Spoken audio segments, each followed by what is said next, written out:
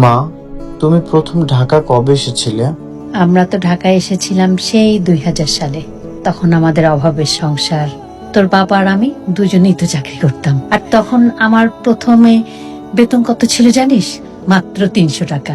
তোমার স্বপ্ন কি? আমার তো স্বপ্ন তুই একদিন অনেক বড় হবি। আমি তোকে কখনো হাঁটতে দেখতে চাই না রে বাবা। মা, যতদিন নিঃশ্বাস আছে ততদিন তোমার সকল স্বপ্ন পূরণ করার চেষ্টা করব।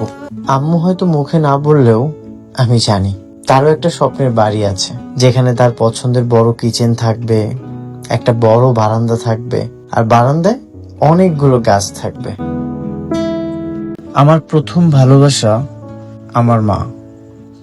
আমার মায়ের মুখে হাসি ফোটানোর জন্য আমি সবকিছু করতে পারি। আমার মায়ের স্বপ্নের বাড়ি ডিজাইন করতে আমার কাছে একটি সুযোগ চলে আসছে, আর সেই সুযোগটা দিচ্ছে শাহ সিমেন্ট। আম্মু সবসময় বলতো তার যখন একটা বাড়ি হবে তার ফ্ল্যাটের অবশ্যই কিচেনটা অনেক বড় হতে হবে আর অনেক সুন্দর হতে হবে। আম্মু তো অলরেডি কিচেনের ডিজাইনও প্ল্যান করে ফেলেছে।